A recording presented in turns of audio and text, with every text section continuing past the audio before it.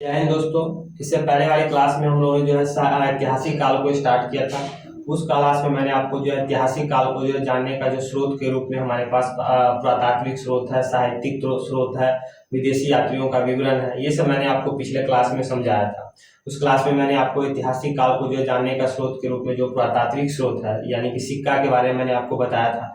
बाकी का जो बच गया था विदेशी यात्रियों का विवरण साहित्यिक स्रोत के रूप में जो बच गया था उसे हम लोग जो है आज की क्लास में कंप्लीट करेंगे और फिर आगे बढ़ेंगे। ठीक है, तो जो बच्चे उस क्लास को नहीं देखे हैं सबसे पहले उस क्लास को देख लें, उसके बाद इस क्लास को देखें, आपको जो है क्लास जो अच्छे समझ में आए। या फिर इसको देख रहे हैं तो इसको देख लीजिए, उसके बाद उसको भी जाके देख लीजिएगा ताकि आपको जो है क्लास समझने में कोई दिक्कत नहीं हो। ठीक है, तो पहला देखिए विदेशी यात्रियों का विवरण। पहला क्या है? विदेशी यात्रियों का विवरण। विदेशी यात्रियों का विवरण कहने का मतलब हो गया यानी कि जो विदेशी यात्री भारत में आए और उन्होंने जो है भारत के बारे में जो अपनी किताब में चर्चा किया उसी के बारे में हम लोग समझें कि उनकी किताब विदेशी यात्रियों की किताब कौन कौन सी है। तो एग्जाम में यही क्वेश्चन पूछता है।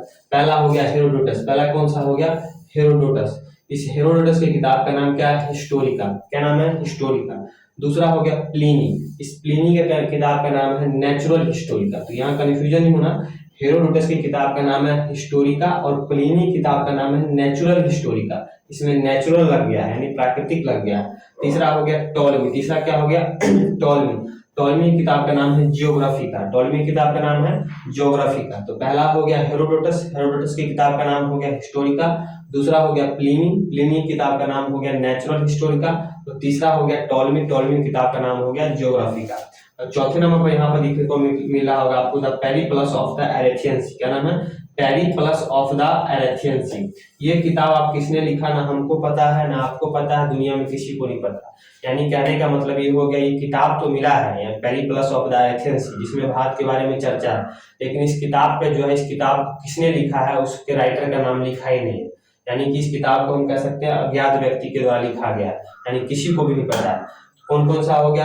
हेरोडोटस का हो गया हिस्टोरिका, प्लिनी का हो गया नेचुरल हिस्टोरिका, टॉलमी का हो गया ज्योग्राफिका और द पेरिप्लस ऑफ द हो गया एरेथियन सी। इसको किसने लिखा है किसी को पता ही नहीं। अब आगे हम लोग जो है चीन से आने वाले जो यात्री हुए जो उन्होंने अपनी किताब में भारत के बारे में चर्चा किया, तो उन चीनी यात्रियों की किताब को देख लेते हैं उनकी कौन कौन सी किताब है। पहला हो गया फाहियान। फाहियान की किताब का नाम है फो क्यू की। क्या नाम है? फो क्यू की। दूसरा हो गया वेनसांग। वेनसांग की किताब का नाम है सी यू की। क्या नाम है? सी यू की। और तीसरा हो गया इत्सिंग।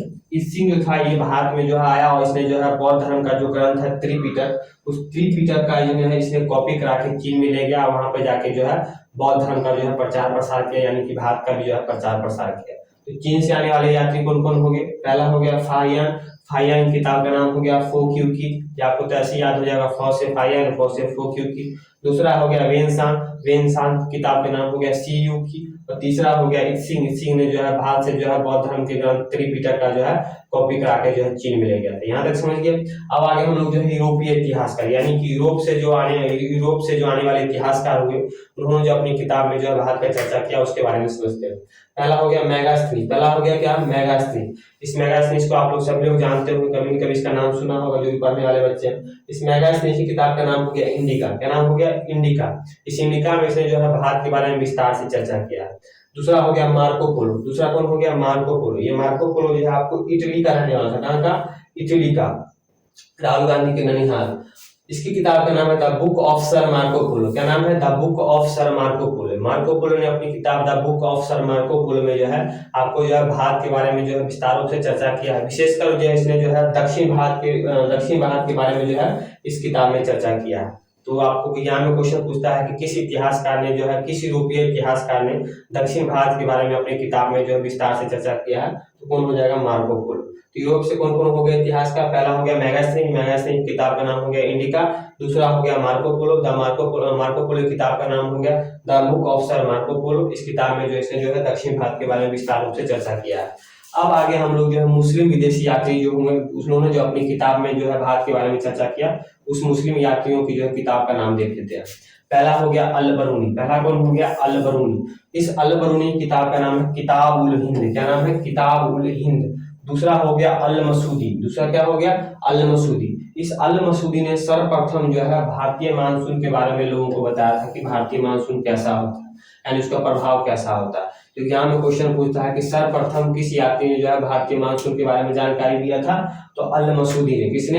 अल मसूदी ने। जब आप मानसून का चैप्टर जब ज्योग्राफी में पढ़ेंगे तो वहां समझेंगे कि अल मसूदी ने कैसे भारतीय मानसून के बारे में जानकारी दिया था। तो अल बरूनी किताब का नाम क्या हो गया? किताब उल हिंद। अल मसूदी ने सर्वप्रथम भारतीय मानसून के बारे में जानकारी दिया था। और अब्दुल रज्जाक की किताब का नाम हो गया मतलाए साहिन। अब्दुल रज्जाक की किताब का नाम क्या है? मतलाए साहिन। इब्न बतूता की किताब का नाम है रिहला। चौथे नंबर कौन सा हो गया? Ibn Battuta. और इब्न बतूता की किताब का नाम क्या है? रिहला। तो ये आपको जो है इसमें समझने की कोई बातें नहीं है, इसको बार बार आप लोगों को देखना पड़ेगा और देख के याद रखना पड़ेगा, क्योंकि आप जो भी एग्जाम में ऑनलाइन एग्जाम दिएगा वो डायरेक्ट ऐसे क्वेश्चन पूछा है कि अल मसूदी की किताब का नाम क्या है, या अल बरूनी की किताब का नाम क्या है, सर्वप्रथम भारतीय मानसून के बारे में किसने जानकारी दिया था, या इब्न बतूता की किताब का नाम क्या है। तो ये सब आपको बार बार देख के जो है आपको याद करना पड़ेगा। ये हमने जो है विदेशी यात्री जो भी हुए उन्होंने जो अपनी किताब में चर्चा किया उसके बारे में हम लोगों ने देख लिया। अब आगे हम लोग जो है देखते हैं आपको साहित्यिक स्रोत के रूप में धार्मिक स्रोत क्या है और गैर धार्मिक क्या है। ठीक है, तो नेक्स्ट स्लाइड में ओपन हो जाओ। यहाँ हो गया, देखिए साहित्यिक स्रोत। अब मैंने आपको पिछले क्लास में बताया था कि साहित्यिक स्रोत को भी जो हम लोग दो भागों में बांट सकते हैं अध्ययन की सुविधा से। एक धार्मिक हो गया और एक हो गया गैर धार्मिक, यानी कि एक जिसका संबंध जो है धर्म से और जिसका संबंध धर्म से नहीं है वो गैर धार्मिक हो जाएगा। तो गैर धार्मिक की संख्या थोड़ी कम है, इसलिए हम लोग सबसे पहले गैर धार्मिक को समझ लेते हैं, उसके बाद हम लोग जो है धार्मिक को समझेंगे। आज आवाज में थोड़ा भारी लग रहा होगा, थोड़ा सर्दी खांसी है, इसलिए थोड़ा इसको इग्नोर मार के चलिएगा। तो गैर धार्मिक को देखते हैं। आप लोग सभी जो है पहले नंबर हो गया चाणक्य। तो आप सभी ने जो है चाणक्य का नाम सुना ही होगा। चाणक्य कह लीजिए, विष्णुगुप्त कह लीजिए, कौटिल्य कह लीजिए, सभी इन्हीं का नाम है। तो चाणक्य की किताब का नाम क्या है? अर्थशास्त्र। क्या नाम है? अर्थशास्त्र। इस किताब का नाम ही सिर्फ अर्थशास्त्र है। अब इस किताब का जो नाम अर्थशास्त्र है, ये मत समझ लिया कि इस किताब का संबंध जो इकोनॉमिक्स से है। इस किताब का संबंध जो है राजनीतिक शास्त्र से, यानी कि राजनीति के ऊपर जो है किताब लिखा गया है। ये हम लोग जो है पढ़ेंगे, जब आगे समझ जाएंगे, जब हम क्या कहते हैं मौर्य वंश पढ़ाएंगे तो उस समय इसको अच्छे से समझाएंगे। तो चाणक्य किताब का नाम क्या हो गया? अर्थशास्त्र। उसके बाद हो गया विष्णु शर्मा। विष्णु शर्मा की किताब का नाम हो गया पंचतंत्र। विष्णु शर्मा की किताब का नाम क्या है? पंचतंत्र। तीसरा नंबर पर हो गया पाणिनि। पाणिनि की किताब का नाम क्या है? अष्टाध्यायी। व्याकरण की सबसे अच्छी किताब क्या है? अष्टाध्यायी। तो पाणिनि की किताब का नाम क्या है? अष्टाध्यायी। चौथे नंबर पर हो गया विशाख दत्त। खुल गया भाई इधर। चौथे नंबर क्या हो गया? विशाख दत्त। विशाख दत्त की किताब का नाम है मुद्रा राक्षस। क्या नाम है? मुद्रा राक्षस। और पांचवें नंबर पर कौन है? कलहन। कौन है? कलहन। कलहन की किताब का नाम है राजतरंगिणी। क्या नाम है? राजतरंगिणी। और छठे नंबर पर हो गया बाणभट्ट। कौन हो गया?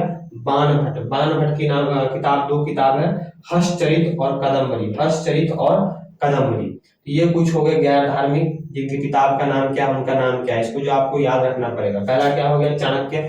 चाणक्य किताब का नाम क्या हो गया? अर्थशास्त्र। दूसरा हो गया विष्णु शर्मा, पंचतंत्र। तीसरा हो गया पाणिनि। पाणिनि की किताब का नाम हो गया अष्टाध्यायी। चौथा हो गया विशाख दत्त। विशाख दत्त की किताब का नाम हो गया मुद्रा राक्षस। पांचवा हो गया कलहन। कलहन की किताब का नाम है राजतरंगिणी। बाणभट्ट। बाणभट्ट की किताब दो है, एक हो गया हर्षचरित और कादम्बरी। एक और हम लिखना भूल गए हैं, कालिदास। कालिदास सातवें नंबर पे आप लोग कर लीजिएगा। कालिदास। कालिदास का किताब का नाम है आपको क्या कहते हैं?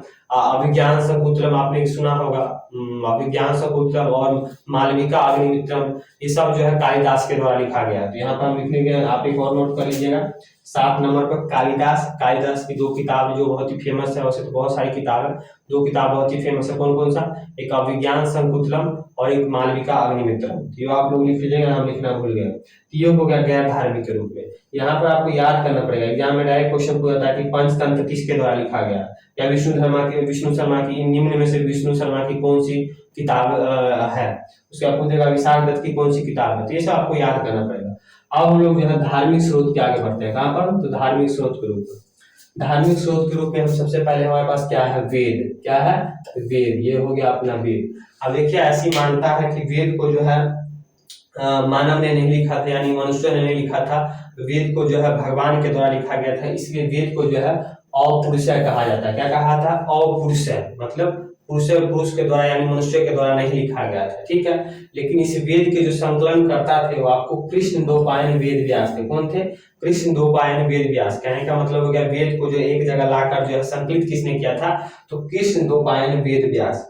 अब इस वेद की संख्या शुरुआत में केवल 3 थी, जिस कारण इस वेद को जो है वेद त्रिय भी कहा जाता है। क्या कहा जाता है? वेद त्रिय। देखिए अभी तो वर्तमान में वेदों की संख्या 4 है। कौन कौन? ऋग्वेद, यजुर्वेद, सामवेद, अथर्ववेद। लेकिन शुरुआत में जो है वेद की संख्या केवल 3 थी। 3 कौन कौन थे शुरुआत में? यहाँ पे आपको देखिए ऋग्वेद, यजुर्वेद और सामवेद, ये तीनों वेद ही सिर्फ केवल शुरुआत में थे। तो इन तीनों वेदों को जो है शुरुआत में वेद त्रिय कहा जाता था। लेकिन आगे चलकर उत्तर वैदिक काल में जो है एक और वेद का जुड़ा, जो जिसका नाम अथर्ववेद है, और तब से जो है वेदों की संख्या 4 हो गई। तो वेद त्रिय में कितने वेद आते हैं? 3 वेद आते हैं। ये मत कंफ्यूजन मत हो जाए। 3 वेद कौन कौन से? शुरुआत के 3 वेद कौन कौन से? ऋग्वेद, यजुर्वेद और सामवेद। इन तीनों वेद को कितना क्या कहा था संयुक्त रूप से? तो वेद त्रिय कहा जाता है। ठीक है, तो यहाँ तक हम लोगों ने समझ लिया। अब हम लोग जो है वेद के बारे में, जो चारों वेद हैं उसके बारे में थोड़ा थोड़ा जानकारी समझ लेते हैं, जो एग्जाम के दृष्टि से महत्वपूर्ण है। पहला हो गया ऋग्वेद। पहला कौन सा हो गया? ऋग्वेद। ये ऋग्वेद है जो ये सबसे प्राचीन वेद है। चारों वेदों में जो है सबसे प्राचीन वेद कौन सा है? तो ऋग्वेद है। ठीक है, अब इस ऋग्वेद में जो है आपको 10 मंडल, 1028 सूक्त और 10,580 मंत्र है। तो कितने इसमें मंडल है? 10 मंडल, 1028 सूक्त और 10,580 मंत्र है। कहने का मतलब ये हो गया कि जैसे कि आप पॉलिटी पढ़ते होंगे, तो पॉलिटी को कैसे भाग, आर्टिकल, अनुच्छेद, आपको अनुसूची के द्वारा उसको डिवाइड किया गया। उसी प्रकार ये ऋग्वेद एक किताब है, धार्मिक किताब है। तो इस किताब को जो है 10 मंडल, 1028 सूक्त और 10,580 मंत्रों द्वारा इसको जो है विभाजित किया गया है। ठीक है, अब इसका जो इस 10 मंडल में से जो इसका पहला और 10वां मंडल है, इसको सबसे लास्ट में लिखा गया था। बात समझे? कहने का मतलब हो गया कि ऋग्वेद में कुल 10 मंडल है, लेकिन इसका पहला मंडल और ये 10वां मंडल जो है इसको सबसे लास्ट में लिखा गया था। यानी कि 2 से लेकर 9 मंडल वो लिखा गया था, और पहला और 10वां मंडल को जो है बाद में लिखा गया था। उसमें कुछ त्रुटियां, सुधार जो भी करना था, इसलिए पहला एग्जाम में क्वेश्चन ये पूछता है कि ऋग्वेद के कौन से मंडल को जो है सबसे अंत में लिखा गया था। तो पहला और 10वां मंडल है जिसको जो लास्ट में लिखा गया था। इस 10 मंडल में से जो 9वां मंडल है, इस 9वें मंडल में जो है सोम देवता का चर्चा किया गया। इसका सोम देवता, सोम जो एक प्रकार का रस हुआ करता था, जिसको जो है वैदिक काल के लोग जो है सेवन किया करते थे, और उसी में जो है सेम उसी को जो है सोम देवता हुआ करते थे, जिसका चर्चा जो है ऋग्वेद के 9वें मंडल में किया गया। तो एग्जाम में क्वेश्चन पूछता है कि किस मंडल में जो है सोम देवता का चर्चा किया गया? तो ऋग्वेद के जो है 9वें मंडल में जो है सोम देवता का चर्चा किया गया। दूसरा हमारे पास क्या है? यजुर्वेद। दूसरा कौन सा है? यजुर्वेद। इसी यजुर्वेद में जो है आपको यज्ञ के नियम कैसे होते हैं उसके बारे में चर्चा किया गया। यानी कि यज्ञ में क्या करना चाहिए, पूजा पाठ में क्या नहीं करना चाहिए, उसका चर्चा किस में किया गया है? तो यजुर्वेद में किया गया था। जिस कारण यजुर्वेद को जो है कर्मकांडीय वेद भी कहा जाता है। तो एग्जाम में क्वेश्चन पूछता है कि चारों वेद में से किस वेद को जो है कर्मकांडीय वेद कहा जाता है? तो यजुर्वेद को जो है कर्मकांडीय वेद कहा जाता है। अब यजुर्वेद ही चारों वेदों में से एक ऐसा मात्र वेद है जो पद्य और गद्य दोनों रूप में है। पद्य और गद्य दोनों रूप में कहने का मतलब हो गया कविता और कहानी दोनों के रूप में है। पढ़ते हो ना, कविता और कहानी। एक हो गया कविता पढ़ते हैं, और एक हो गया कहानी। तो आपको यजुर्वेद ही चारों वेदों में पहला ऐसा वेद है जो कविता और कहानी दोनों के रूप में लिखा गया। तो ठीक है, तो ये हमने देख लिया यजुर्वेद के बारे में। तीसरा हमारा हो गया सामवेद। तीसरा कौन सा हो गया? सामवेद। इस सामवेद में जो कुल ऋचा है, यानी कि जो कुल मंत्रों की संख्या है वो 1875 है। कितना है? 1875। साम का मतलब ही होता है गान। ये जो साम हो गया, इस साम का मतलब होता है गान। यानी कि साम वेद से जो हमारा 7 सुर है, सारे गामा पाधानी, इस साम वेद से ही लिया गया था। इसलिए जो है साम वेद को जो है भारतीय संगीत का जनक कहा जाता है। तो एग्जाम में क्वेश्चन पूछता है कि चारों वेदों में से किस वेद को जो है भारतीय संगीत का जनक कहा जाता है? तो साम वेद को ही कहा जाता है। इसी साम वेद से जो हमारा 7 सुर है, जो भारतीय संगीत का 7 सुर है, सारे गामा पाधानी, इसी साम वेद से लिया गया। ये हो गया अपना सामवेद। चौथे नंबर पर अपना है अर्थवेद। चौथे नंबर कौन सा है? तो अर्थवेद। इस अर्थवेद को जो है 2 ऋषियों ने मिलकर लिखा था। कौन कौन? एक का नाम है अर्थव और दूसरे का नाम है अंगरीष। पहले का नाम क्या है?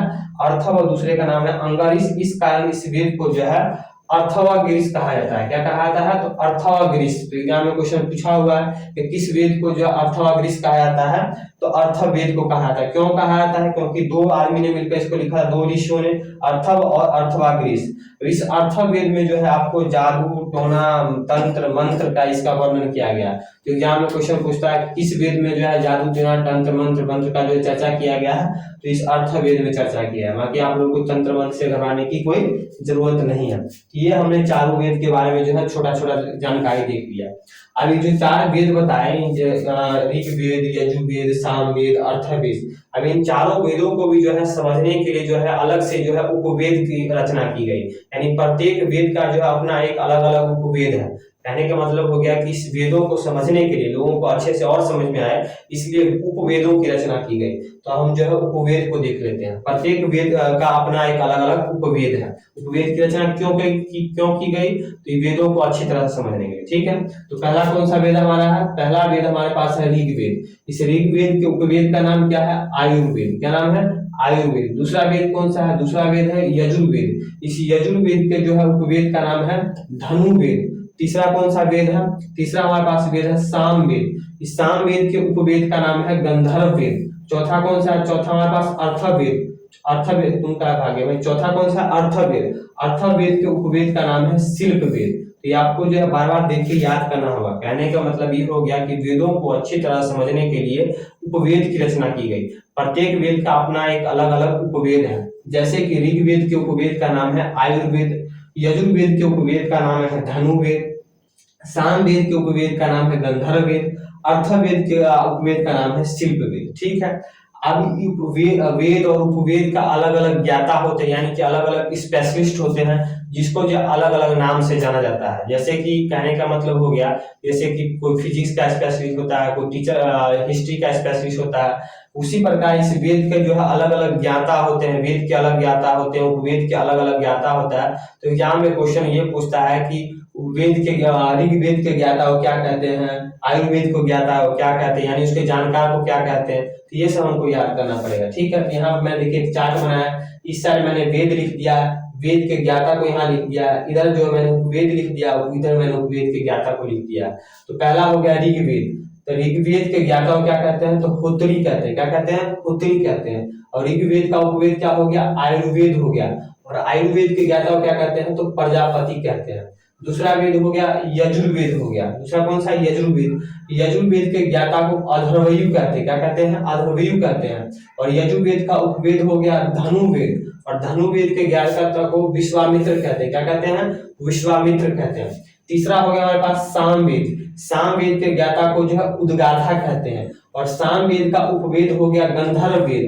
गंधर्ववेद के ज्ञाता को नारद कहते हैं। चौथा हो गया हमारे पास अर्थवेद। अर्थवेद के ज्ञाता को जो है ब्रह्मा कहते हैं। और अर्थवेद का उपवेद हो गया शिल्पवेद। शिल्पवेद के ज्ञाता को जो है विश्वकर्मा कहते हैं। बात समझे? कहने का एक बार और समझिए। कहने का मतलब हो गया प्रत्येक वेद और उपवेद के अलग अलग ज्ञाता यानी कि जानकार होते हैं, जिसको अलग अलग नाम से जाना जाता है। जैसे ऋग्वेद का ज्ञाता हो गया होत्री, और ऋग्वेद का उपवेद हो गया आयुर्वेद, आयुर्वेद के ज्ञाता हो गया प्रजापति, यजुर्वेद का जो है ज्ञाता हो गया अथर्वयु, और यजुर्वेद का उपवेद हो गया धनुर्वेद, धनुर्वेद के ज्ञाता हो गए विश्वामित्र।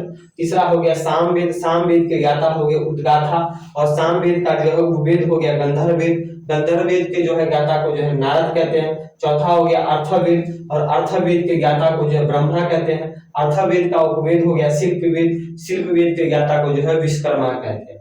यो हमने जो है वेद और उपवेद के बारे में समझ लिया, उसके ज्ञाता के बारे में समझ लिया। अब आगे हम देखते हैं उपनिषद के बारे में। उपनिषद क्या है? देखिए, उपनिषद का मतलब ही होता है गुरु के समीप बैठकर ज्ञान प्राप्त करना।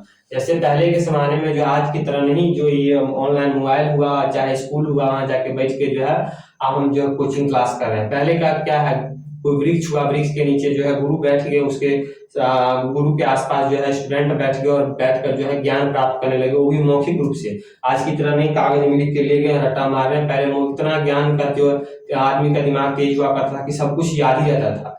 तो उपनिषद का मतलब ही होता है गुरु के समीप बैठकर ज्ञान प्राप्त करना। अब इस उपनिषद की जो कुल संख्या है वो 108 है। तो एग्जाम में क्वेश्चन क्या पूछता है, उपनिषद की कुल संख्या कितनी है? तो 108 है। लेकिन मान्यता प्राप्त कितनी है? तो मान्यता प्राप्त केवल 13 है।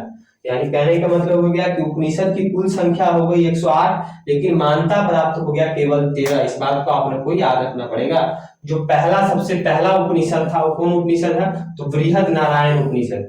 सबसे पहला उपनिषद का नाम क्या है? बृहद नारायण उपनिषद। और सबसे बाद में जो उपनिषद है उसका नाम क्या? अलोपनिषद। इसको जो है अकबर के समय लिखा गया था। किसका? मुगल बादशाह अकबर था, बाबर हुमायूं अकबर, बाबर का बेटा हुमायूं, हुमायूं का बेटा अकबर। तो अकबर के समय जो है अलोपनिषद को लिखा गया था। तो इसको याद कैसे रखना? सबसे पहला बृहद नारायण उपनिषद, बृहद कहने से लग रहा है बृहद, बृहद नारायण उपनिषद। सबसे बाद में अलोपनिषद, अलोक से लग ही रहा अलोक, अलोपनिषद यानी कि बाद में। किसके समय लिखा गया था? तो अकबर के समय लिखा गया था। उसी प्रकार जो अपना कंठोप, सबको तो हमको याद रखना नहीं है, 108 का 8 या 13 का 13, जो इंपॉर्टेंट है उसको देख लेते हैं, जिसको बार बार एग्जाम पूछता है। तो ऐसी प्रकार हो गया कंठोपनिषद। इस कंठोपनिषद में जो है आपको यम नचितिका की कहानी और इस ओम शब्द का वर्णन किया गया। तो एग्जाम में क्वेश्चन पूछता है कि यम नचितिका की कहानी किस उपनिषद में वर्णन किया गया है? तो कंठोपनिषद में। या फिर ओम शब्द का वर्णन किस उपनिषद में किया गया है? तो कंठोपनिषद में। जलोपनिषद में जो है आपको त्रिमूर्ति की चर्चा की गई। किसकी? त्रिमूर्ति। त्रिमूर्ति कहने का मतलब हो गया ब्रह्मा विष्णु महेश। तो यहाँ में क्वेश्चन पूछ दिया जाए कि त्रिमूर्ति की चर्चा किस उपनिषद में किया गया है? तो जलोपनिषद में।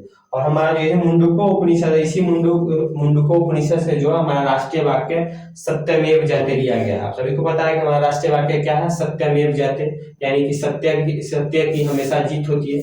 इस शब्द को कहाँ से लिया गया? तो हमारा उपनिषद है मुंडको उपनिषद, मुंडको उपनिषद से इसको लिया गया। ये हमने उपनिषद के बारे में समझ लिया है। और समझिए उपनिषद का मतलब होता है गुरु के समीप बैठकर ज्ञान प्राप्त करना। उपनिषद की कुल संख्या हो गई 108, लेकिन मान्यता प्राप्त हो गई केवल 13। सबसे पहला उपनिषद हो गया बृहद नारायण उपनिषद। सबसे बाद में हो गया आपको अलोपनिषद, जो अकबर के समय लिखा गया था। कंठोपनिषद में जो है यम नचिता की कहानी और ओम शब्द का वर्णन किया गया है। जलोपनिषद में जो है त्रिमूर्ति की चर्चा की गई, यानी ब्रह्मा विष्णु महेश की चर्चा की गई है। मुंडको उपनिषद से जो हमारा राष्ट्रीय वाक्य सत्यमेव जयते लिया गया, यानी कि सत्य की हमेशा जीत होती है। यहाँ तक आज हमने समझा। इससे आगे जो भी बचता है साहित्यिक स्रोत, चाहे वो आपको पुराण हो गया, आरण्यक हो गया, महाकाव्य हो गया, ये सब को जो हम लोग जो नेक्स्ट क्लास में देखेंगे और उसको नेक्स्ट क्लास में जो इसको कंप्लीट करेंगे और हम लोग जो है वैदिक काल में प्रवेश करेंगे। तो आज के लिए इतना ही, तब तक के लिए जय हिंद।